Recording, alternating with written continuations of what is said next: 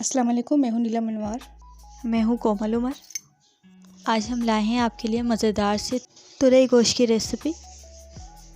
چلتے ہیں اپنی ریسیپی کی طرف۔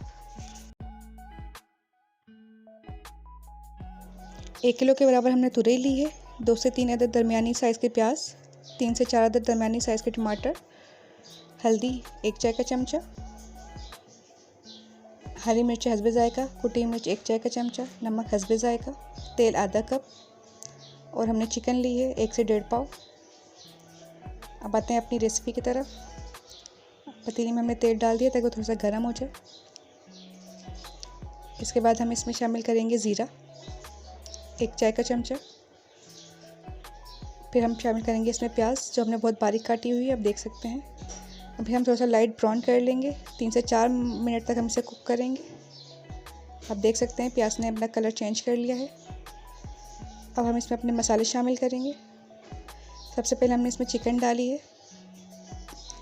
اس کے بعد ہم اس میں ادرک لہسن کا پیسٹ شامل کر رہے ہیں 1 سے 1.5 چائے کا چمچہ۔ اب ہم اسے تھوڑی دیر پکائیں گے تاکہ لہسن کی اسمیل نکل جائے۔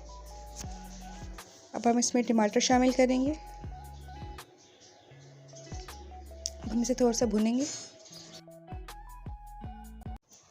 اب اس میں لال مرچیں شامل کریں گے 1 ٹیبل اسپون، کٹی ہوئی مرچیں شامل کریں گے 1 ٹیبل اسپون، ½ ٹی اسپون ہلدی شامل کریں گے، حسب ذائقہ نمک شامل کریں گے، ہری مرچیں شامل کر رہی ہوں میں اس کے اندر 1 سے 2 عدد۔ اب اس کو اچھے سے بھون لیں گے سارے مسالوں کو،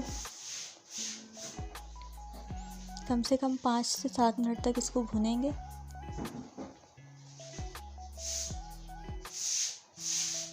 دیکھیں یہ اچھے سے بھون رہا ہے۔ اب اس کو 15 منٹ تک کے کوک کریں گے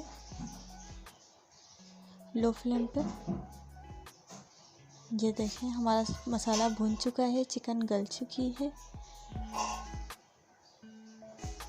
اب ہم اس کے اندر تھوڑا سا پانی شامل کریں گے تاکہ ہمارے ٹماٹر اور زیادہ اس میں گھٹ جائیں، اور مزید 5 منٹ کے لیے پکائیں گے۔ اب آپ دیکھ سکتے ہیں ہمارا مسالہ کتنے اچھے سے بھون گیا ہے، ٹماٹر گھٹ گئے ہیں، مسالہ اچھے سے بھون گیا ہے۔ اب ہم اس میں تورئی شامل کریں گے۔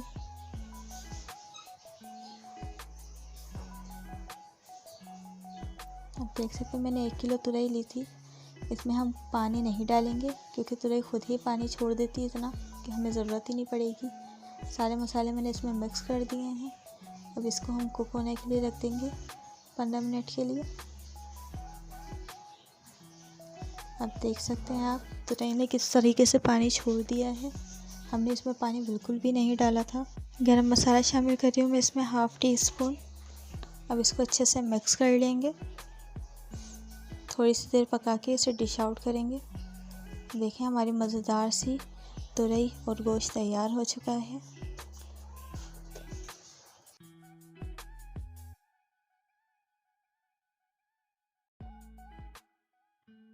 اب ہم اس کے اوپر تھوڑا سا ہرا دھنیا شامل کریں گے باریک کٹا ہوا۔ دیکھیں ہماری مزیدار سی تورئی تیار ہو چکی ہے۔ اگر آپ ہمارے چینل پہ نئے ہیں تو چینل کو سبسکرائب کر دیں تاکہ ہماری ہر ویڈیو کا نوٹیفیکیشن آپ تک پہنچتا رہے۔ اسی کے ساتھ اجازت دیجیے نیلم انوار اور کومل عمر کو۔ ملتے ہیں کل ایک نئی ویڈیو کے ساتھ۔ اپنا بہت سارا خیال رکھیے، دعاؤں میں یاد رکھیے۔ اللہ حافظ۔